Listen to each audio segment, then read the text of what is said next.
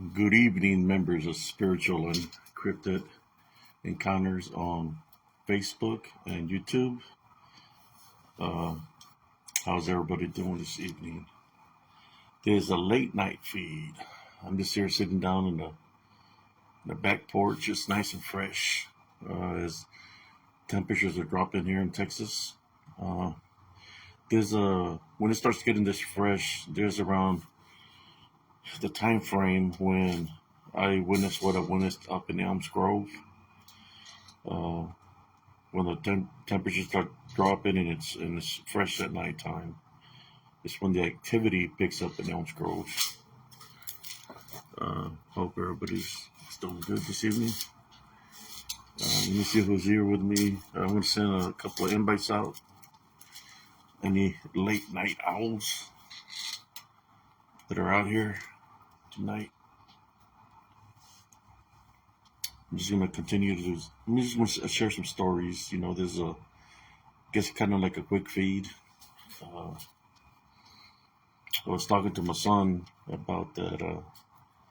If he remembers about the incident of supposedly shapeshifter that he's seen, and he said that maybe it could have just been a deer, that, when you see something from a distance, that it could look like something, because I remember what he told me that day, but it's been a while. So sometimes when you leave closure, you just say, well, it was just a deer, you know. How you doing, Sister Veronica Medrano? But I remember the day that uh, that he walked in at nighttime and was telling me the story of what happened to him and his friend.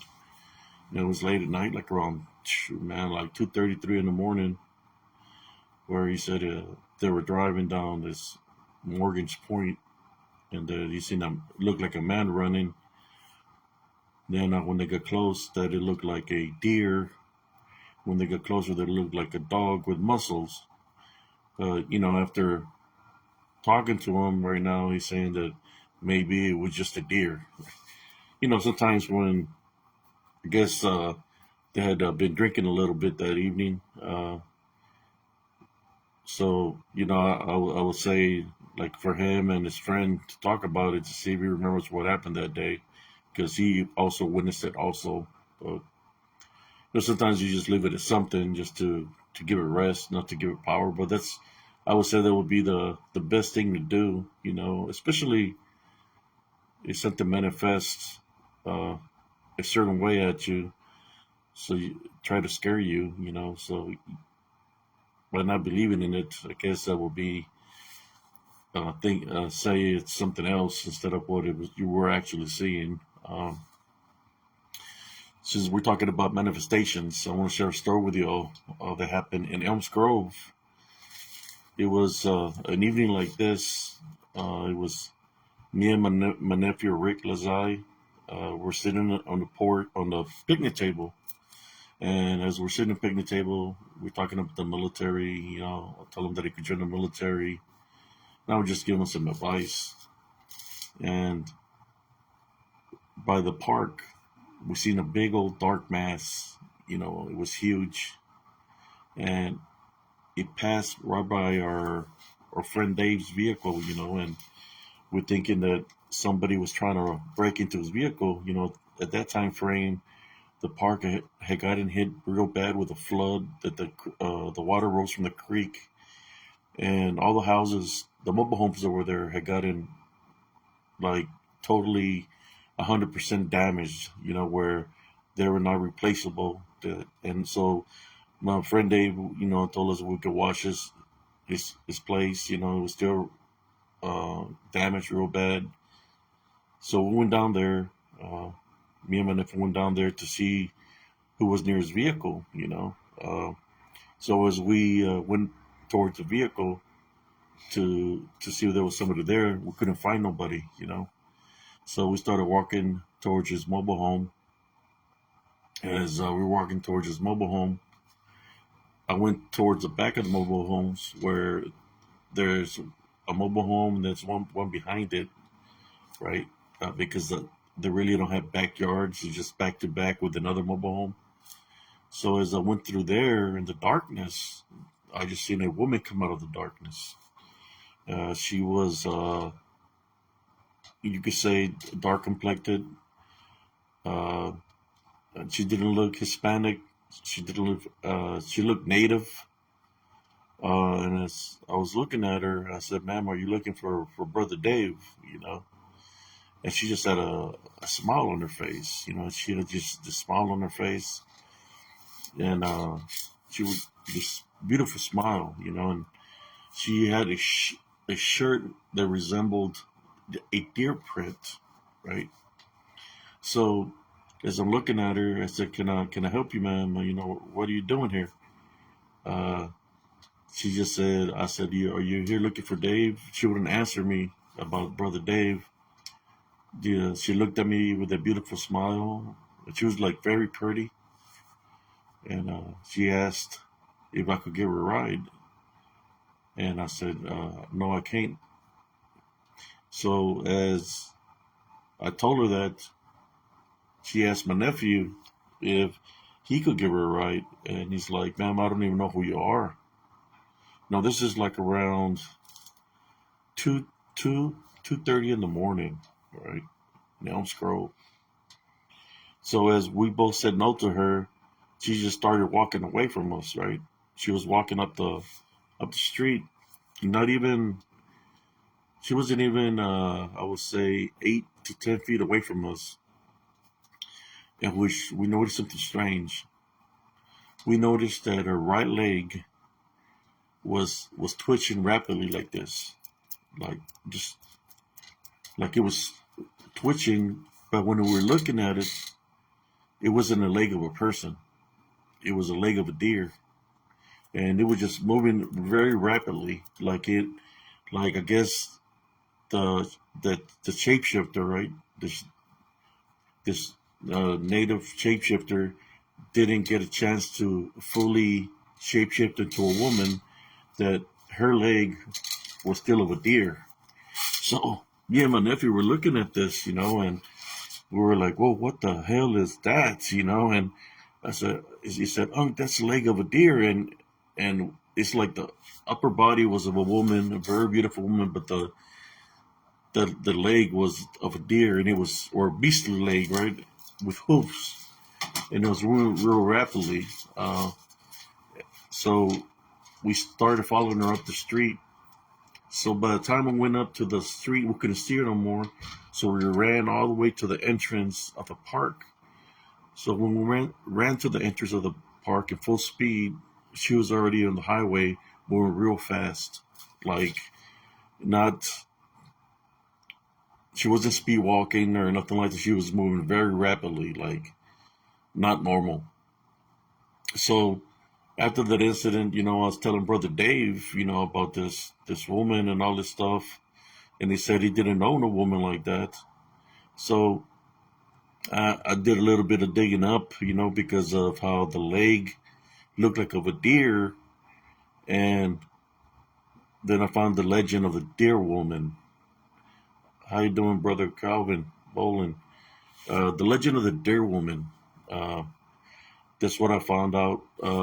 The legend of the deer woman is basically uh, it's a shapeshifter, right? It's a woman that's very beautiful, and what she does, she tries to lure people that are being unfaithful, right? People that are being unfaithful or that they're living in sin. Like, she comes after men, right? So, like a lot of truck drivers have encountered the deer woman. Some have survived, some have died because they say that if you don't pay attention to the feet and she lures you with her beauty, then it's too late. Luckily, we was able to see the beastly feet or the foot that was trying to shake you with the hoof. Um, when I talked to Brother Dave about it, I guess he was going through a divorce. So I guess there must have been some unfaithfulness there. So that dear woman was there for him. Uh, Luckily, uh, he changed his path, on the path that it was on. and he got closer to God because he was living in sin. But I believe that dear woman, when we seen her in beastly form, I mean, that was huge. The beastly form that we seen was massive, which was the first thing that we saw. The the shapeshifter form that she took, the manifestation of the woman was just like a woman, like probably like 5'6", 5'7", very beautiful. Like I said, that she was, you could say, jaw dropping. She had this beauty on her, but like me at the time, I was pretty. My faith was just strong with God, so I wasn't thinking about anything like lustful or sinful. That I was able to see through its true nature. You know, that's why it's important, brothers and sisters, to maintain the love foundation. Um, I know we're not perfect in this world, uh, but in that case, I'm glad that I had that love foundation that protected me, that I was able to have the spiritual gifts of discernment to see through this shapeshifter slash dear woman, it's true form, it's beastly form. I was talking to my son that, he said that maybe it was just a deer. That's what he might have seen and he's going to leave it as a deer. But I remember that day when he came in, he was saying that he seen a man running. And from the man, he went to a deer. From a deer, he went to a this dog with muscles. He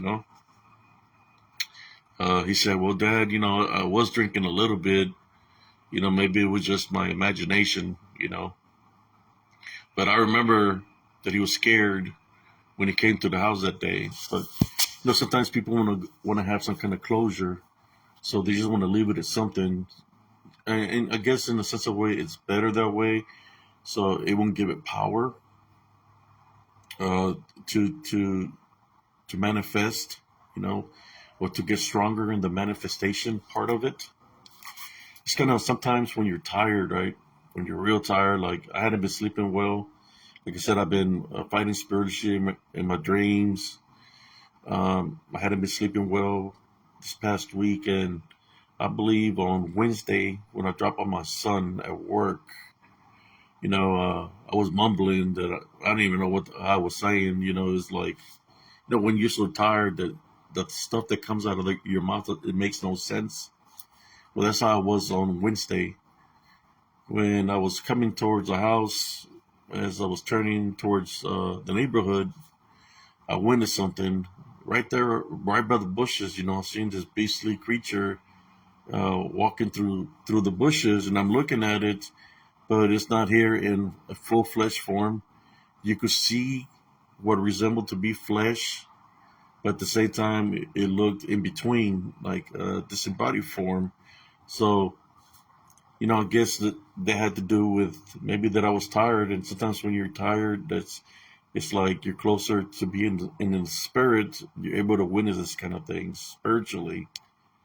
Uh, but I didn't go back into the area. I wanted to make a video of that area, but I said no, it's not the right time right now. And last night, I was getting activity here around the house. You know, this DDNs, disembodied demonic Nephilims. They don't care. They'll come to your location. They'll make a growling sound. They'll make a thumping sound, just like in Elms Grove. That's what they would do. They'll come bang on your walls, or like I said, run on top of your roof, make those kind of sounds. Since I'm sharing stories, and there's some night owls here, we got brother Calvin Bolin, we got brother Eric. Uh, tell you what, I want to share another story with y'all. This happened to me back in 1990. Uh, it was like in 1990, after basic training. I was in Germany, Erlangen, Germany, and I would run a lot in Germany. I would run 20 miles a day. I weigh like 140, 42 pounds, and I love to run, so I run a lot. And some of the things that I would do, even when I was younger, I would train my senses, my spiritual senses, where I would put a blindfold, uh, I'll put a blindfold on my eyes and just listen to the sounds of Mother Nature and stuff like that. I was in Germany. I had run out there towards the woods. There's trails where you could run, but there's a lot of wildlife out there. So I was out there in the darkness. It was nighttime, so I went into the woods in the darkness. I put on my blindfold and I was training my senses, and I was training my senses, feeling the energy of the trees, and I was doing a little bit of, I guess, practice, uh, the offensive and defensive, should I say, practicing that I would do at nighttime.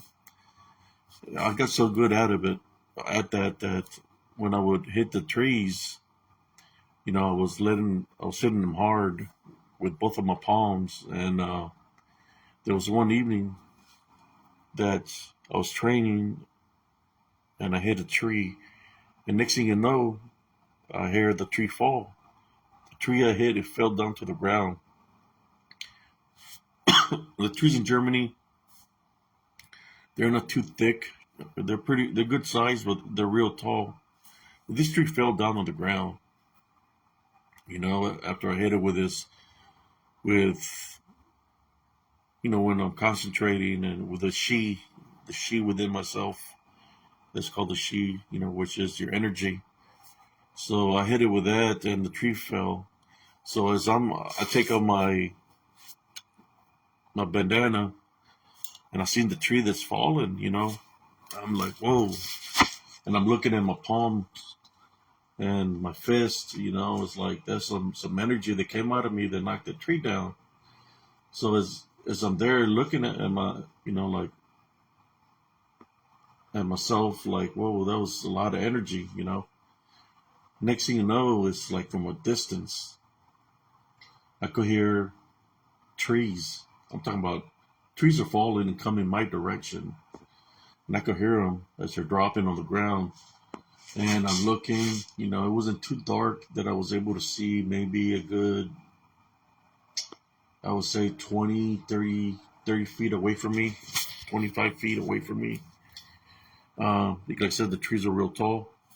So I'm seeing these trees falling, and as I'm looking, I'm seeing them falling. They're falling, and as they're falling, they're coming to my direction. They're falling my way. So when I seen like literally like four trees falling, like back to back to back, coming my direction. Then I said, you know what, it's time for me to go. So I got out of the woods and I went back to the base. I never waited to find out what I was dealing with or what was coming my direction, you know, and I didn't want to know what it was. Yeah, I knocked one tree down, but whatever that was knocking down trees. So I didn't want to know. So I just went back to base. Um, I'm just sharing a couple of stories this evening, for the late night owls. Uh, I experienced a lot of crazy stuff while I was stationed in Germany. Uh, there was one event that I remember where I was going out. I would go out by myself. I was 19 years old, and I went there, opened the door of the bar. The bar's name was Cheers, and all this smoke from all the people smoking in the bar just came out of the bar. So within myself, I said, you know what? I'm just gonna save my money, go back to the billets, and buy me a pizza or something to eat, and save my money and do that instead of wasting it. It's the same scenery. Sometimes you'll get tired, of the same thing, right? So when I looked, there was nobody behind me or beside me. As the door closed, Um, I turned around and there was somebody right directly behind me, and it was a man with a long coat and he had an umbrella. You could say the temperature was a little bit, cold. And he's looking at me, and I'm looking at him. And the first thing he says, and he had this accent, I don't know if it was German accent or what kind of accent he had. Uh, he said that he knew who I was, and I never met him before. Right?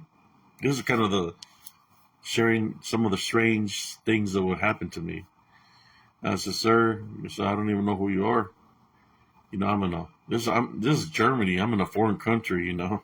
It's not like you're in your hometown where everybody kind of knows everybody." So I'm looking at this guy. I said, "I don't know who you are." I said, "I know your name." And I said, "You know my name? What's my name?" He said my first and my last name correctly. So I'm studying the man. It's like, man, within myself, like, who the hell is this? Something spiritually, my spiritual senses told me it was something not good, spiritually, because he knew who I was.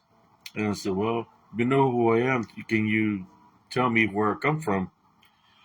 And he told me exactly where I came, where I'm from in the States. Then he started mentioning, he said he knew people within my family, my grandmother, my grandfather. And he started naming names. I'm talking about names and their middle initial name and everything. Like, he knew everything about them. It's like I was looking at him, and I said, "You know what?"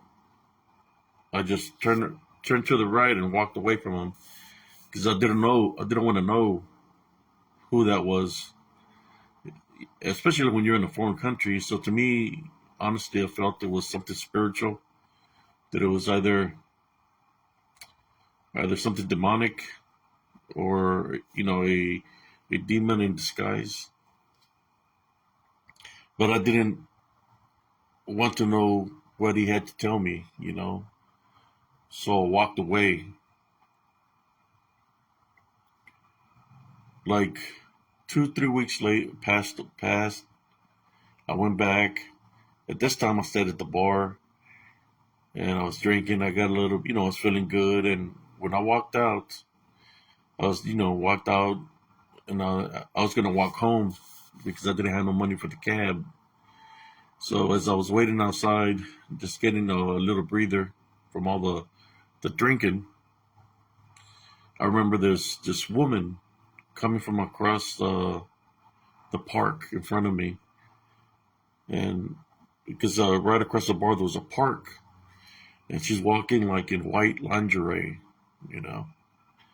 So she's walking, and she comes stands right in front of me, and she tells me, I want you to come with me." And she pointed to a room where there was a lamp on. "I want you to come with me." You know, you could say the night was so see through, you could see everything. And something didn't seem right. I always follow my spiritual instincts. You know, I wasn't the type of person to think with the wrong head. You know what I mean? So I just told the woman, I said, "Well, there's a lot of GIs here. You can pick anybody else in here in this bar." I said, "I don't want to go with you." I said, "I don't care about all the other people. I want you to come with me." And she pointed to the room there where the light, the lamp was on. And I told her no. And I just turned around and walked away, you know. Till this day, she wasn't drunk because she didn't smell like beer.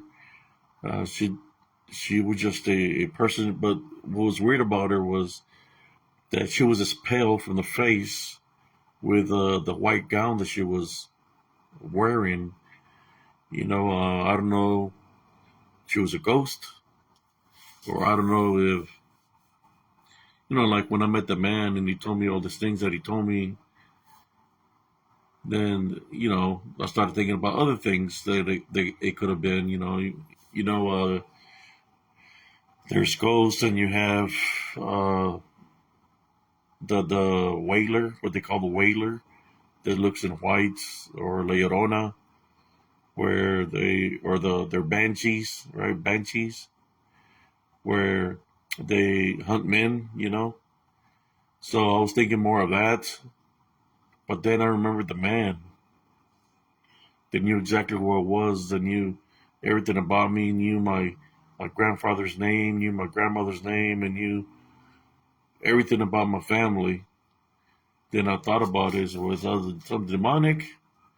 And since I'm in a foreign country, the other thing that I thought about was a Nosferatu, which would be vampires. Vampires, or you want to call them incubus or succubus, right? They have those mental capabilities to read your mind, to know what you're thinking, and they know everything. They know everything about you because they can not read your mind through your energy, and so they know everything about you. And there will be another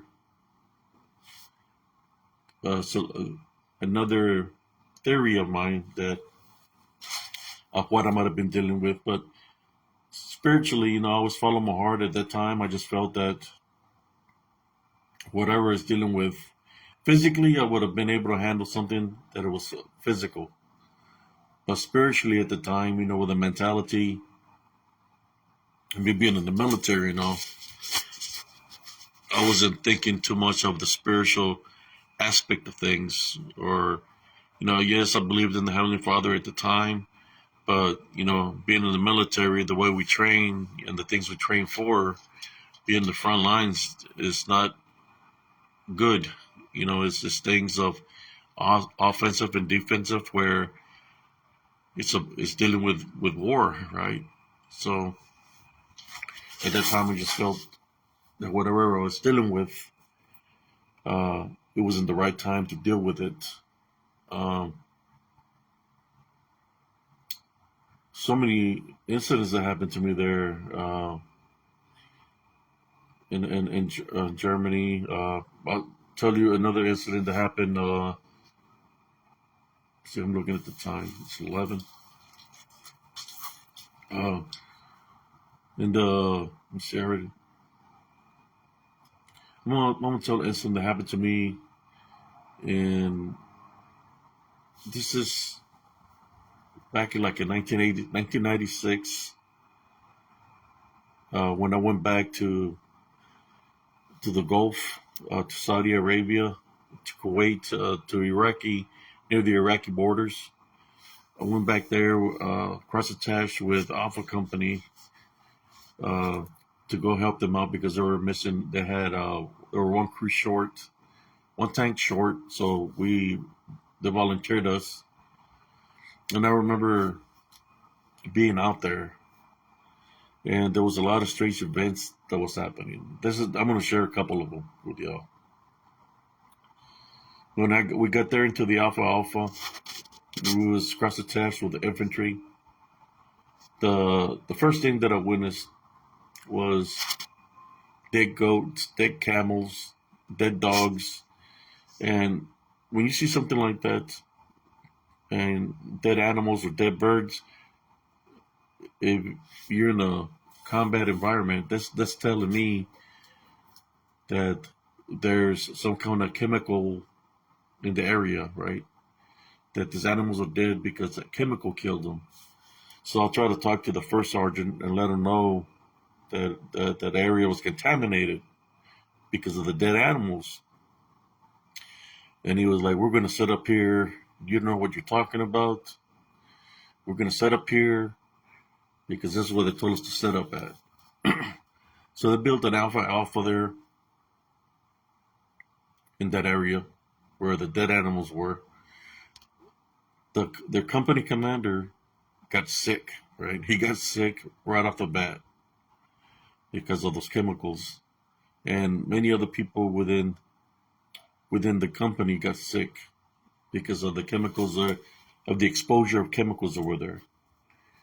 Uh, where we were parked at the away from where those dead animals were. So um, they kept us there in that area.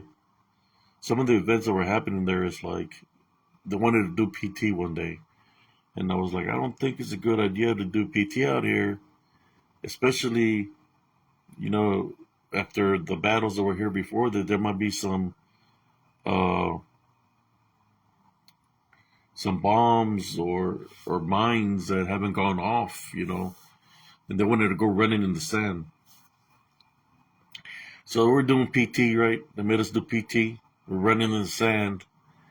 Next thing you know, one of the guys breaks his leg because he goes into a hole and his leg gets broken. Leg gets broken. They pull him out of the hole and you know, well, he broke his leg, right? But there's the things that were happening before that. Before I get that far, is we were seeing at nighttime. Uh, we could hear somebody come to our tank or to where I was sleeping. They'll be pulling our sleeping bag, or sometimes they'll be choking us out like around the throat. And when I will open up my sleeping bag to look, there'll be nobody there, right? So fast forwarded, and we're seeing this. I should explain this. I was pulling guard one evening before I get to that point. I was pulling guard, and in the gate we have the concertina wire that's blocking. Like use that to block any vehicles from coming in. And there's a underground bunker with sandbags. So I'm sitting there pulling guard. Right, it's nighttime in the desert gets very cold, and it's pitch dark. So you have to use night vision to see. The soldier had to go to the restroom. I told him to go. So he's over there in the restroom. We went to go use the restroom. Uh, I'm pulling guard, and I start sensing something. So I'm looking with my sevens to see if the soldier's coming back. My this pulling guard with me, but he isn't coming back from the restroom. So I figured that he might have fallen asleep in the restroom. So as I'm sitting down, I look to my right. When I look to my right, I've seen somebody there sitting right beside me, by the sandbag, but it's in dark shadow form. It's looking at me, and I'm looking at it. We're like looking at each other, literally looking at each other. I'm seeing a dark shadow form, which rather, it could be a spirit of somebody or something like that. So when I'm looking, it's looking at me, it just disappears. So as it disappears, I hear like the LBE is the gear we wear. I'm hearing like boots, like somebody's running, right? And I'm hearing gear making noise. So I get my sevens and I'm looking and to see maybe if it's the soldier coming back from the restroom and it's not him. So I take off my sevens and I'm still hearing this noise coming towards me. So as I look to the right, I see what seemed to be three people, right, in uniform, but it wasn't the American uniform. It was the uniform of the Medina Republican Guard, and they run right through the fence, and they were in spirit form, right, and they just run right through the fence, and then they disappear. I'm like, whoa, there's some paranormal activity out here.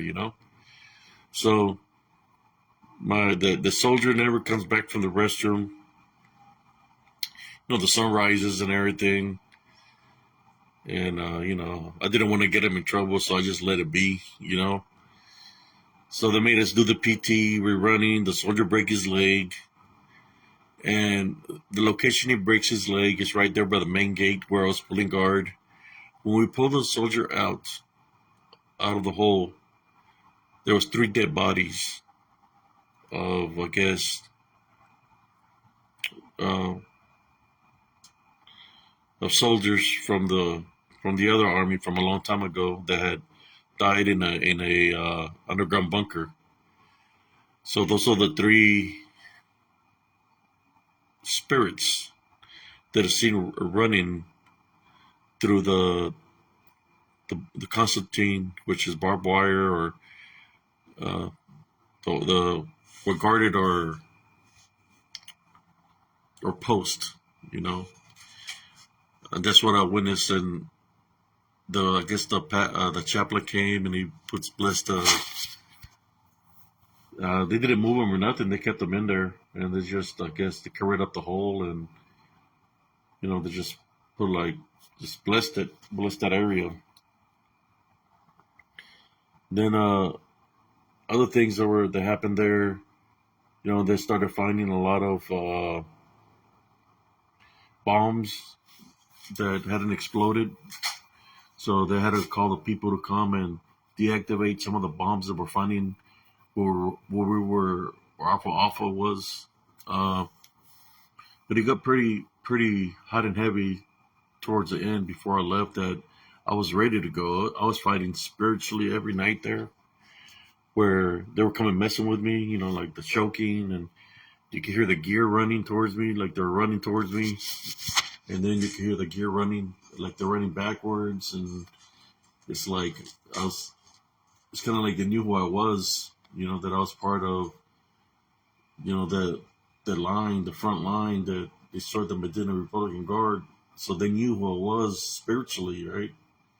So they kept on trying to attack me at nighttime. So once we got relieved, I was so happy to leave that area because I was tired of the spiritual attacks at nighttime of how they were coming at me.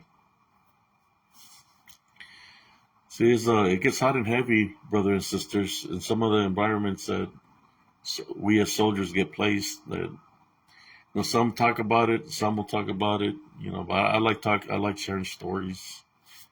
See what time it is right now? It's 11:10. Uh,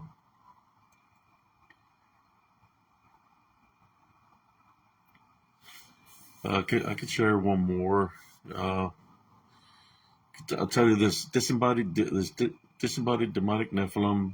Like in the Muslim world, they call the jinn, right? The jinn. Uh, they have demonic capabilities that they can manifest, and they're called different names in other cultures and other countries. Also, they have a different names, but it's basically the same thing. They have these abilities to manifest, to change forms, tricksters.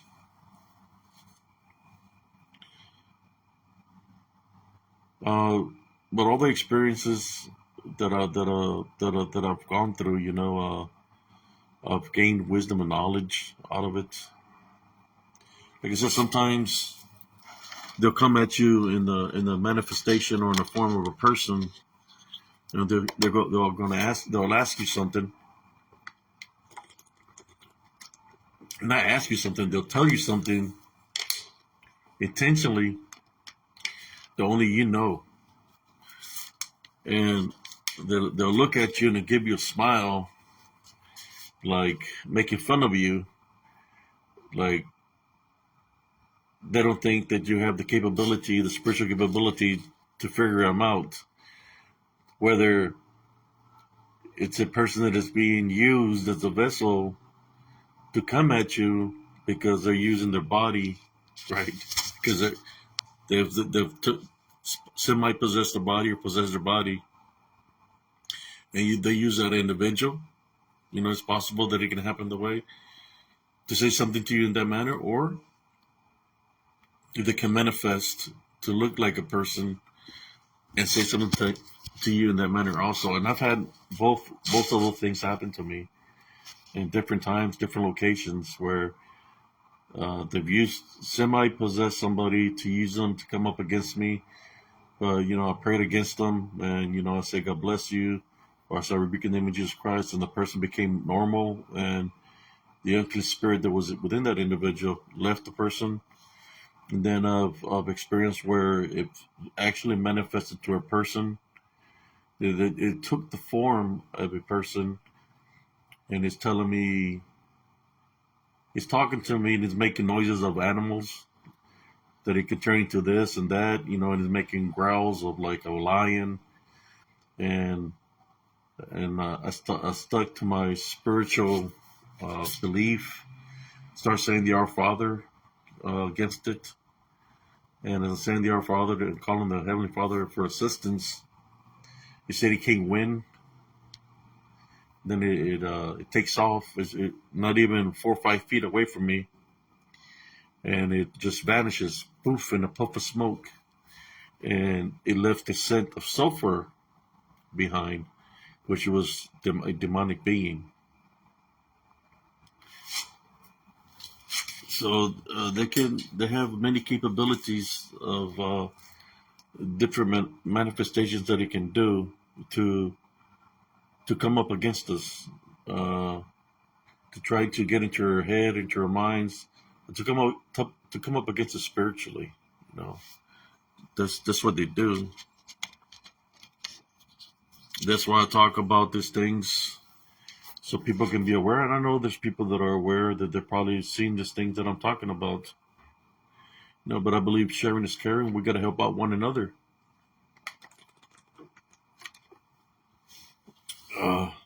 Especially your next of kin, right? You love your next of kin, your children. You got to share the wisdom and knowledge. Like I told my son, hey, if something ever happens to me and you're thinking about me, look up Spiritual Encrypted Encounters. I've left a lot of things of wisdom and knowledge there for you that you're going to be able to use in the future to prepare yourself spiritually.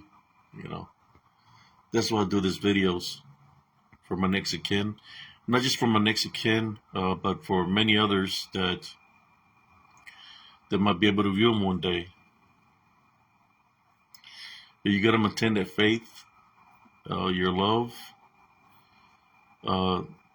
and don't be afraid of the unseen, because what's within us is a lot greater than any fear or anger or hatred, because what's within us, since we're all children of the light, we're children of God, is that love. The love is the greatest gift, all spiritual gifts, and it overcomes all the spiritual gifts, plus anything that's not of good. Love will overcome that. That's why I talk about this, brothers and sisters. I'll give you a story, and one more story, and I'm gonna call it a night. Yeah, I got so many stories, but I'm gonna give you a story.